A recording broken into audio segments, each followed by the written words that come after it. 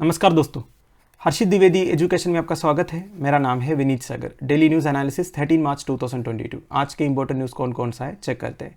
सबसे पहला news, Pakistan seeks joint probe into missile incident. ये न्यूज़ तो आपने अब तक सुना ही होगा। इंडिया जब एक मिसाइल का टेस्ट फायरिंग कर रहा था तब कुछ टेक्निकल मैल फंक्शन की वजह से मिसाइल जो है डायरेक्शन चेंज करके पाकिस्तान की ओर चला गया। एक्चुअली काफ़ी अंदर चला गया, करीब 100 किलोमीटर से ज़्यादा। तो इंडिया ने अपना रिग्रेट पाकिस्तान को बोला था, we are deeply regrettable for the incident, और एक हाई लेवल प्रोब भी ऑर्डर किया इस इंसिडेंट के बारे में इन्वेस्टिगेट करने के लिए। पर अब पाकिस्तान की तरफ से एक स्टेटमेंट आया है कि एक जॉइंट प्रोब होनी चाहिए, आपकी तरफ से नहीं हमारी तरफ से भी ये प्रोब होनी चाहिए। तो इस न्यूज़ के बारे में देखेंगे।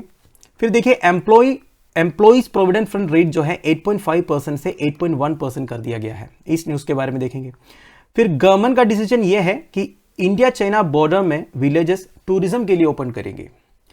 गवर्नमेंट का जो वाइब्रेंट विलेज प्रोग्राम है उसके बारे में भी इस न्यूज़ के साथ साथ देखेंगे हम। फिर Kerala tops in maternal child health. इधर मैटरनल मोर्टालिटी रेट की बात कर रहे हैं। केरला अगेन टॉप किया है, मैटरनल मोर्टालिटी रेट को एकदम रिड्यूस किया है, उसके बारे में देखेंगे। फिर देखिए, LAC stand of, India China talks again fail हुआ है, कोई ब्रेक थ्रू अचीव नहीं कर पाया। ठीक है, कॉप्स लेवल कमांडर मीटिंग जो हुआ था उसके बारे में बात हो रही है। फिर देखिए, सेंसस के बारे में एक न्यूज़ है। सेंसस में ऑनलाइन सेल्फ एन्यूमरेशन होगा। ऑनलाइन सेल्फ एन्यूमरेशन क्या होता है वो भी हम देखेंगे। तो इतना न्यूज़ हम डिस्कस करेंगे। संडे है, ज़्यादा न्यूज़ नहीं है। तो आगे जाने से पहले लेक्चर पर लाइक का बटन, चैनल को अब तक शेयर एंड सब्सक्राइब नहीं किया हो तो कर लीजिएगा। हमें सपोर्ट करने के लिए आप चैनल के मेंबर बन सकते हो ज्वाइन बटन के थ्रू। सबसे पहले word of the day, uncouth, used about a person और his or her behaviour, rude और सोशली अनएक्सेप्टेबल। देखिए, जो पर्सन एकदम रूड है या फिर सोशली जो अनएक्सेप्टेबल है, इन्हें आप अनकूथ बोल सकते हो। देखिए, गवार या जिसे समाज बुरा समझे, असभ्य समझे, इसे आप अनकूथ बोल सकते हो। शुरुआत करते दोस्तों। Pakistan demands joint probe into missile incident. देखिए, बात क्या मैंने आपको बता दिया, इंडिया एक मिसाइल का टेस्ट फायरिंग कर रहा था। कुछ टेक्निकल माल फंक्शन की वजह से मिसाइल अपना डायरेक्शन चेंज करके पाकिस्तान टेरिटरी की तरफ चला गया। एक्चुअली काफ़ी अंदर चला गया, पर अच्छी बात यह है कि कोई सिविलियन कैजुअलिटी रिपोर्ट नहीं हुआ, क्योंकि ऐसा जगह में जाके गिरा जहां कोई पॉपुलेशन नहीं था। अब इंडिया ने एक इंटरनल कोर्ट ऑफ इंक्वायरी भी अनाउंस किया है। ये पाकिस्तान को बता भी दिया। इंडिया ने यह भी बोला, we deeply regret on the incident करके। पर पाकिस्तान खुश नहीं है। पाकिस्तान ने यह बोला कि ये जो इंटरनल कोर्ट ऑफ इंक्वायरी है ये सफिशिएंट नहीं है, क्योंकि मिसाइल जो है पाकिस्तानी टेरिटरी में घुसा है। अब एक जॉइंट प्रोब होनी चाहिए जिसमें इंडिया एंड पाकिस्तान इन्वॉल्व हो to accurately establish the facts surrounding the incident. तो एक्चुअल फैक्ट्स क्या है उसके बारे में पता करने के लिए जॉइंट प्रोब होनी चाहिए। इस तरह ministry of foreign affairs of Pakistan ने एक स्टेटमेंट के थ्रू बोला है। और ये जो स्टेटमेंट है अपना जो चार्ज डी अफेयर्स है of the Indian high commission इन इस्लामाबाद को दिया हुआ है। ठीक है, अब हम देखेंगे क्या होता है ये चार्ज डी अफेयर्स। देखिए, he is a person appointed to act as the head of a diplomatic mission in a foreign country while the ambassador is away. तो आप सेकंड टू एम्बेसडर बोल सकते हो। देखिए, आपको पता है एम्बेसडर, हाई कमिश्नर, ये सब क्या होता है। एक्चुअली हमारे एम्बेसी का जो टॉप ऑफिसर रहते हैं उन्हें हाई कमिश्नर भी बोलते हैं या फिर एम्बेसडर भी बोलते हैं। जो अर्स्टवेल कॉमनवेल्थ नेशन से उधर जो लोग रहते हैं उन्हें हाई कमिश्नर बोलते हैं। जो नॉन कॉमनवेल्थ कंट्री से उधर जो एम्बेसी से उधर के टॉप ऑफिसर को एम्बेसडर बोलते हैं। ये बात भी आपको पता होनी चाहिए। अब चार्ज डे अफेयर्स मतलब एम्बेसडर से सेकंड इन कमांड आप बोल सकते हो। He is the head of A minor diplomatic mission in a foreign country. देखिए, कोई भी फॉरेन कंट्री में अगर कोई माइनर छोटा सा डिप्लोमेटिक मिशन है तभी वो हेड बनता है। ए charge enjoys the same privileges and immunities. देखिए, एक एम्बेसडर के पास इंटरनेशनल लॉ के अंडर जितने भी प्रिविलेजेस है, इम्यूनिटीज है, वो सब चार्ज डे अफेयर्स के पास भी है। However they are outrank by ambassadors. जब एम्बेसडर्स रहते हैं इनका केवल सेकंड इन कमांड है। ठीक है, अब देखिए, मोस्ट केसेस में diplomat serves as a chargé d'affaires on a temporary basis. ये जो चार्ज डे अफेयर्स होते हैं ना, ये हमेशा टेम्पररी बेसिस में होता है in the absence of ambassador, right. तो यह है चार्ज डे अफेयर्स के बारे में, इतना इंपॉर्टेंट नहीं है। बस पाकिस्तान ने अपना स्टेटमेंट चार्ज डे अफेयर्स को बोला है जो हमारा हाई कमीशन में बैठे हैं इस्लामाबाद में, राइट। अब देखिए, पाकिस्तान की तरफ से कुछ स्टूपिड डाउट्स भी है। देखिए, अब सबको पता है इंडिया ऐसा कोई काम नहीं करेगा, कोई प्रोवोकेशन इंडिया कभी करते नहीं है। ये तो गलती से हुआ है। कोई भी मतलब हिस्ट्री देखने से आपको पता चलेगा कि इंडिया कभी इस तरह की गलतियां करते नहीं है। अब ये कोई टेक्निकल मैल फंक्शन की वजह से हुआ है, पर पाकिस्तान इसे बहुत सीरियसली देखते हैं। पाकिस्तान ने देखिए क्या बोला है, racing A series of questions, Pakistan said given the profound level of incompetence. Incompetence बता दिया। कौन किसको बता रहे भाई इनकॉम्पिटेंस की बात?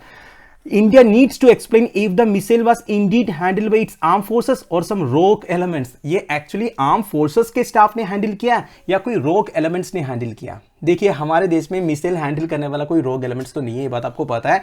अगर है तो वो कहाँ है, वो पाकिस्तान में है। पर पाकिस्तान के पास अभी बॉल है तो वो कुछ भी बोल सकते हैं, क्योंकि हमारी तरफ से गलती तो हुआ है, ये तो हमने मान भी लिया है कि नहीं।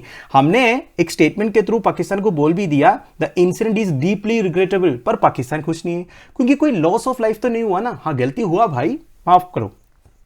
Pakistan also sought answers to several question. अब पाकिस्तान की तरफ से अनेक सवाल भी आया है। देखिए एक तो क्या क्या मेजर्स एंड प्रोसीजर्स आप लोग अडॉप्ट करते हैं to prevent accidental missile launches. Accidentally missile launches को प्रिवेंट एक्सीडेंटल मिसाइल लॉन्चेस को प्रिवेंट करने के लिए आपकी तरफ से क्या क्या मेजर्स एंड प्रोसीजर्स है, एंड आपने जो मिसाइल फायर किया है इसका टाइप एंड स्पेसिफिकेशंस क्या है। एक्चुअली मिनिस्ट्री ने अभी तक मिसाइल का टाइप एंड स्पेसिफिकेशंस के बारे में कोई इंफॉर्मेशन रिलीज नहीं किया है, पर पाकिस्तान ने पूछा। पाकिस्तान तो ये भी बोल रहा है वो ब्रह्मोस मिसाइल है जिसमें कोई वारहट नहीं इंस्टॉल था। And was the missile equipped with self destruct mechanism. देखिए एक्सीडेंटली जब मिसाइल्स लॉन्च होते हैं तो इन्हें सेल्फ डिस्ट्रक्ट करने के लिए एक मैकेनिज्म होता है। क्या आपने जो मिसाइल टेस्टवेयर किया उसमें सेल्फ डिस्ट्रक्ट मैकेनिज्म था कि नहीं, ये भी पाकिस्तान ने पूछा है। ठीक है, तो इस तरह का कई सारे स्टूपिड क्वेश्चंस पाकिस्तान की तरफ से आया है। पर देखिए जितने भी लोग अब ये न्यूज़ सुन रहे हैं, अब सबको पता है इंडिया की तरफ से गलती हुआ है। ठीक है, एक मैल फंक्शन है, टेक्निकल मैल फंक्शन है, हम कुछ नहीं कर सकता। ठीक है, और ऐसा इतना इशू बनाने की कोई ज़रूरत नहीं है, पर कौन सुनेगा। Paper 3 general studies 2 India neighbourhood relations में ये न्यूज़ आपको काम आएगा। अगला न्यूज़ है India China fail to end LAC deadlock. देखिए 15th round of corps commander talks हुआ था इंडिया और चाइना के बीच में, ये भी फेल हुआ है, कोई ब्रेक थ्रू अचीव नहीं कर पाया for the next phase of disengagement in eastern Ladakh. देखिए ईस्टर्न लद्दाख में ऑलरेडी इंडियन ट्रूप्स भी डिप्लॉयड है, चाइनीज ट्रूप्स भी डिप्लॉयड है। वैसे थोड़ा सा बैकग्राउंड चेक करने से हमें यह पता चलेगा एक्चुअली इंडिया और चाइना के बीच में स्टैंड ऑफ जो है मई 2020 में शुरू हुआ था। ठीक है, गैल्वन वाली क्लास के बारे में आपको पता ही होगा। इसके बाद 14 राउंड ऑफ टॉक्स हुआ है इंडिया और चाइना के बीच में। इसके साथ साथ दो एरिया से ऑलरेडी डिसएंगेजमेंट हो चुका है। एक तो पैंगोंग सो लेक के दोनों साइड से, वो फरवरी 2021 में हुआ था। फिर पेट्रोलिंग पॉइंट 17A इन गोगरा हॉट स्प्रिंग एरिया से, वो अगस्त में हुआ था। ठीक है, पर अभी भी दो एरिया ऐसा है जहां Indian troops and Chinese troops deployed है दोनों साइड में। एक है पेट्रोलिंग पॉइंट 15, इधर आपको दिख रहा है, और डेमचोंग एंड डेप्सांग प्लेन्स जो है आपको इधर दिखेगा, और डेमचोक जो है इधर कहीं दिखेगा। बाकी कुछ इंपॉर्टेंट एरियाज इस मैप में मेंशन्ड है, आप देख लीजिएगा, सारे आपके लिए इंपॉर्टेंट है। अब देखिए तो 15th round of corps commander talks तो हुआ था, उसमें भी कोई ब्रेक थ्रू अचीव नहीं कर पाया। पर अच्छी बात यह है दोनों साइड ने ये डिसाइड किया है कि हम इस तरह की डायलॉग मेंटेन करेंगे via military and diplomatic channels, and जब तक एक म्यूचुअली एक्सेप्टेबल रेजोल्यूशन नहीं पहुंचते हैं तब तक हम बात करते रहेंगे, और तब तक हम पीस एंड ट्रैंक्विलिटी मेंटेन करेंगे और हमारी बायलैटरल रिलेशंस प्रोग्रेस करने की कोशिश करेंगे। तो इतना ही डिसीजन हुआ है 15th round of corps commander talks में, कोई प्रोग्रेस नहीं हुआ है। ठीक है, so paper 4 general studies 3 security challenges in border areas में न्यूज आपको काम आएगा। अगला न्यूज है census new rules notified, people can self enumerate online. इधर सेंसस 2021 की बात हो रही है। आप सबको पता होगा सेंसस 2021 के प्रोसीजर्स ऑलरेडी लेट हो चुका है कोविड-19 पैंडेमिक की वजह से। अब डेडलाइन दिया हुआ है जून 30, 2022, उससे पहले सेंसस 2021 के प्रोसीजर्स खत्म होना चाहिए। वैसे दोस्तों ये जो सेंसस 2021 है, इसके फाइनल रिपोर्ट आते आते 2-3 साल तो लग जाएगा। ठीक है, वो अलग बात है।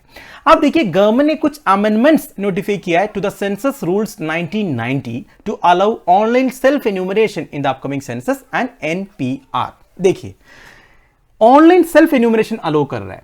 अब तक सेंसस कैसा होता था, गवर्नमेंट की तरफ से एक एन्यूमरेटर आता है, वो हमसे सवाल पूछते हैं, हमें जवाब देना पड़ता है। कुछ सवाल ऐसा है हमें जवाब देना ही देना है, कुछ सवाल ऐसा है we may choose not to answer also, पर मैक्सिमम क्वेश्चंस में हमें आंसर देना पड़ता है। ये होता था नॉर्मल सेंसस में, ये सेक्शन 8 ऑफ सेंसस एक्ट 1948 कहता है। ठीक है, अब देखिए ये जो नया अमेंडमेंट आया है सेंसस रूल्स में, इसमें ऑनलाइन सेल्फ एन्यूमरेशन अलाउ कर रहा है, मतलब ऑनलाइन हम हमारे जो डिटेल्स है वो एंटर कर सकते हैं, सबमिट कर सकते हैं।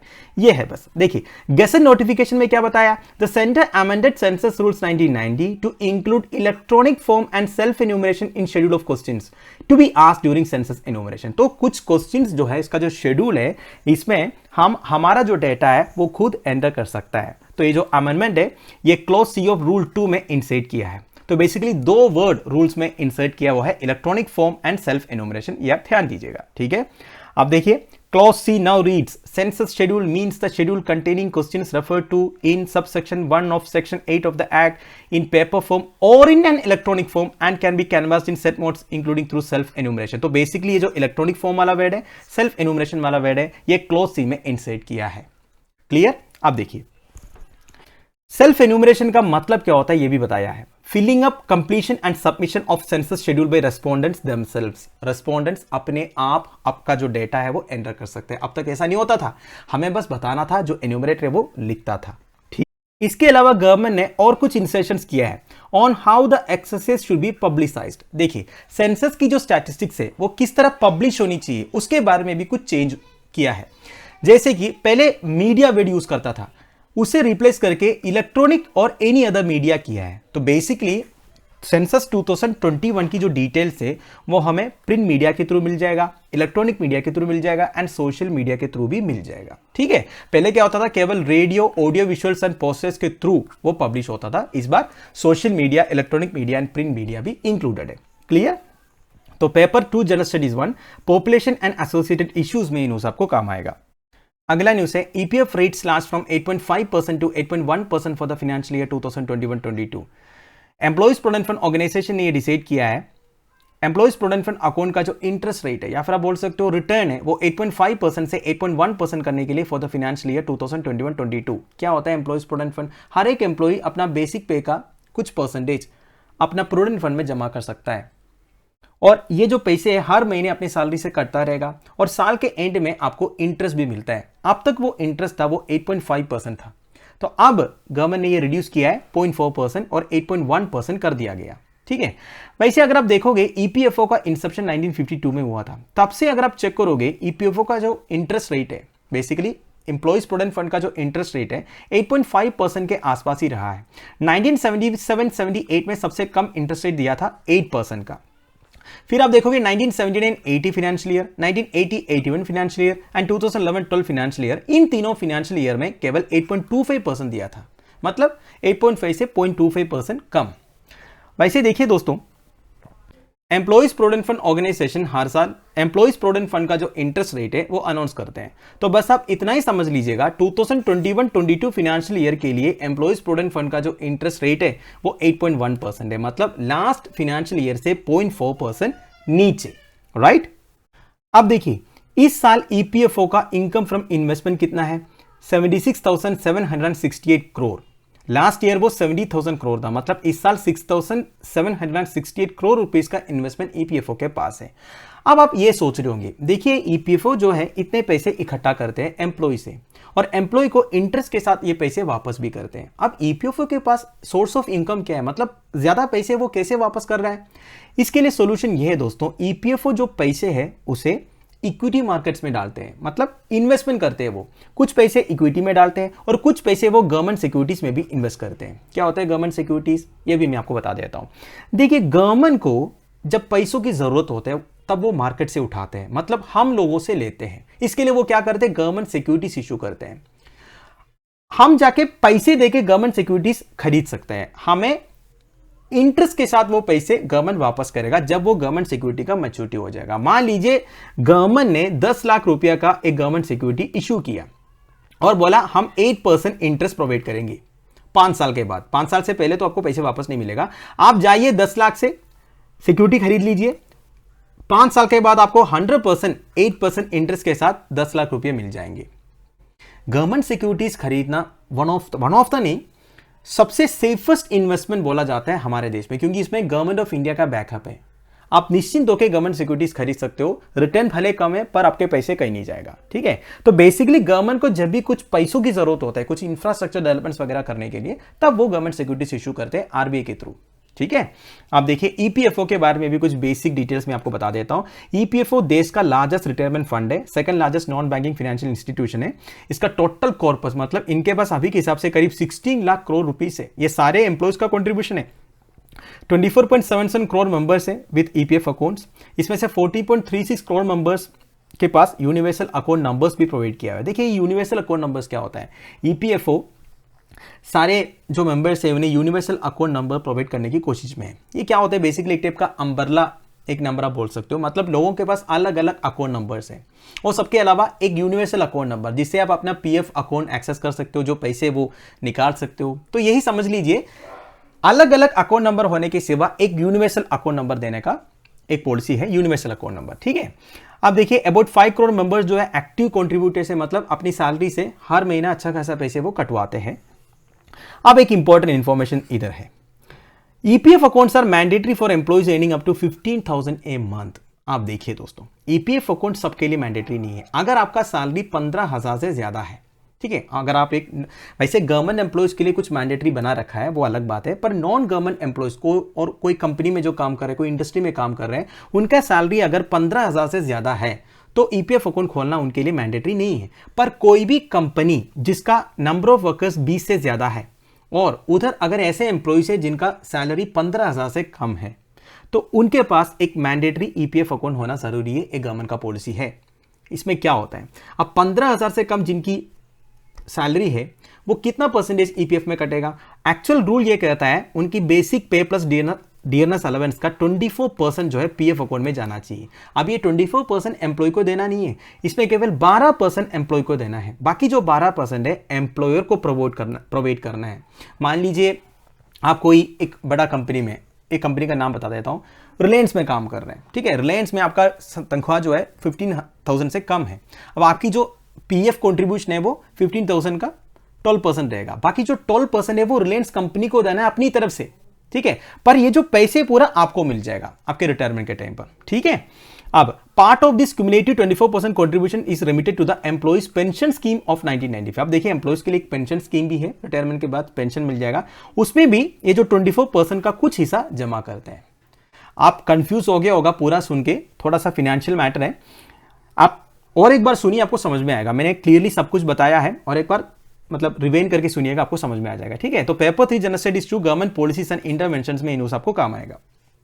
अगला न्यूज है government to open villages along China border to tourist. देखिए यूनियन गवर्नमेंट ने चाइनीज बॉर्डर में जितने विलेजेस है उन्हें टूरिस्ट डेस्टिनेशन बनाने का प्लान किया है। वैसे यूनियन बजट 2022-23 में गवर्नमेंट ने वाइब्रेंट विलेज प्रोग्राम अनाउंस किया था। ठीक है, and recently ministry of home affairs एक मीटिंग भी कंडक्ट कराया था from representatives from states of Himachal Pradesh, Uttarakhand, Sikkim, Arunachal Pradesh, union territory of Ladakh वगैरह। ये सारे जो स्टेट्स है, ये सारे बॉर्डर स्टेट्स है, ये बात आपको पता है।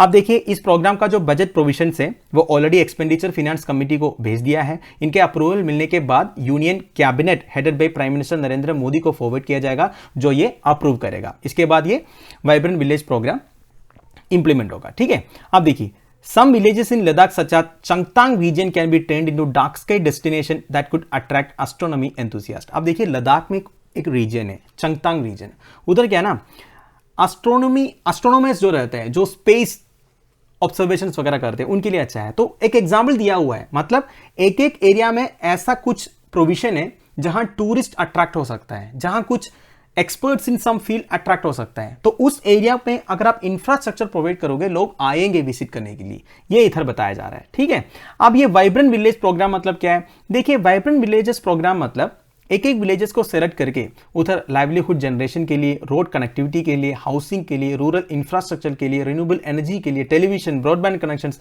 सब के लिए काम किया जाएगा गवर्नमेंट की तरफ से। मतलब कुछ विलेजेस को रेडी किया जाएगा टूरिज्म के लिए या फिर ओवरऑल डेवलपमेंट के लिए। ठीक है, वैसे एक parliamentary committee on home affairs दिसंबर 2021 में एक रिपोर्ट सबमिट किया था। उसमें ऐसा रिकमेंडेशन था कि लद्दाख में जितने विलेजेस है, पर्टिकुलरली जो बॉर्डर में लोकेटेड है, like Chumar, Demchok etcetera, that should be electrified in order to stop migration of people from this areas. इन विलेजेस को डेवलप करना बहुत जरूरी है, उधर इंफ्रास्ट्रक्चर प्रोवाइड करना जरूरी है, उधर इलेक्ट्रिसिटी पहुंचाना जरूरी है, क्योंकि लोग जो है उधर से माइग्रेट होके बाहर जा रहे हैं। अब माइग्रेट होके लोग बाहर जाएंगे तो खाली हो जाएगा, फिर दूसरे जो मतलब कंट्री से वो इन्वेट करने का भी चांसेस है। तो देखिए जितना आप हैबिटेबल बनाओगे ना, मतलब विलेजेस को, बेसिकली जो बॉर्डर एरियाज में विलेजेस को अगर आप हैबिटेबल बनाओगे, उधर प्रॉपर फैसिलिटीज आप प्रोवाइड करोगे, तो वो सेफ रहेगा। मतलब हमारे लोग उधर रहने से एक ऑक्यूपेंसी रहेगा ना, वो बात कर रहा है। And according to the report 236 habitable villages in Ladakh, only 172 have telecom infrastructure. आप देखिए लद्दाख में जो बॉर्डर एरियाज में विलेजेस है, उधर इंफ्रास्ट्रक्चर जो है काफी वीक है। ओनली मतलब टोटल 236 विलेजेस में 172 के पास टेलीकॉम इंफ्रास्ट्रक्चर है। 78 विलेजेस में से 24 में 3G and 4G internet connectivity है। आप देखिए बॉर्डर विलेजेस में अगर आप प्रॉपर इंफ्रास्ट्रक्चर प्रोवाइड नहीं करोगे तो लोग जो है उधर से भाग के सिटीज में चला जाएगा या फिर और विलेजेस में चला जाएगा। फिर जो दूसरे कंट्री है जैसे इस केस में चाइना है वो उधर एक्सेस करने का चांसेस ज्यादा है, ठीक है। And there are 19 villages in eastern Ladakh along border village that have nil or partial communication facilities. देखिए कुछ विलेजेस में कम्युनिकेशन फैसिलिटीज तो बिल्कुल नहीं है और कुछ विलेजेस में पार्शियल है वो, ठीक है। और आप सबको पता है China recently Arunachal Pradesh borders में कई सारे प्रॉपर विलेजेस सेटअप भी किया था, ठीक है। तो उसका एक काउंटर मेजर आप बोल सकते हो ये जो वाइब्रेंट विलेज प्रोग्राम है, ठीक है। China and India have been engaged in a standoff at multiple locations in eastern Ladakh. इसके बारे में आपको पता है, इसलिए ही लास्ट यूनियन बजट स्पीच में फिनेंस मिनिस्टर निर्मला सीतारामन जी ने ये बोला था, border villages with sparse population, limited connectivity and infrastructure often get left out from development gains. Such villages on the northern border will be covered under the vibrant villages programme. तो ये सारे जो border villages है इन्हें vibrant villages programme के under cover करके उधर basic infrastructure provide किया जाएगा, डेवलपमेंटल प्रोजेक्ट्स लाया जाएगा जैसे कि telecom facilities, television facilities, internet facilities, वो सब दे के विलेजेस को डेवलप किया जाएगा, ठीक है। Already ministry of home affairs के अंडर एक broader border area development plan भी हो रहा है, ठीक है, ये बताया जा रहा है। तो paper 4 general studies 3 security challenges in border areas, paper 3 general studies 2 government policies and interventions में न्यूज आपको काम आएगा। अगला न्यूज है Kerala tops in maternal child health. Kerala ने अगेन टॉप किया है when it comes to maternal and child health. इधर बेसिकली मैटरनल मोर्टालिटी रेशियो की बात हो रही है। क्या होता है मैटरनल मोर्टालिटी रेशियो? देखिए, number of maternal deaths during a given time period per 1 lakh live births during the same time period. देखिए डिलीवरी के टाइम पर कितने मदर्स का डेथ हो रहा है, यह है मैटरनल मोर्टालिटी रेट। हमारा इंडिया का एवरेज 103 है, मतलब इंडिया में जब 1 लाख लाइव बर्थ्स होता है उसमें से 103 मदर्स का डेथ होता है कई रीजंस की वजह से, ठीक है। अब केरला का जो मैटरनल मोर्टालिटी रेशियो है वो केवल 30 है, समझ गए आप। देखिए ये जो डाटा है वो 2017-19 का है। 2015-17 का डाटा में केरला का जो MMR 42 था और 2017-19 तक वो 12 पॉइंट्स रिड्यूस होकर 12 हो गया।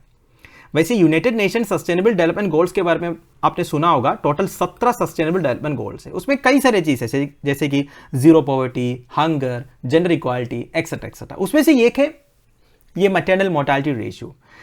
तो यूनाइटेड नेशंस का टारगेट 2022 तक मैटरनल मोर्टालिटी रेशियो 30 पहुंचाना था, पर केरला ने ये 2019 में ही अचीव किया, ठीक है। तो एक बहुत बड़ा अचीवमेंट है। वैसे केरला हेल्थ, इस तरह का मैटरनल मोर्टालिटी रेशियो, ये सब चीज में हमेशा आगे है। इवन गवर्नेंस में, डेवलपमेंट इंडेक्स में केरला हमेशा टॉप किया है। एजुकेशन में आप सबको पता है।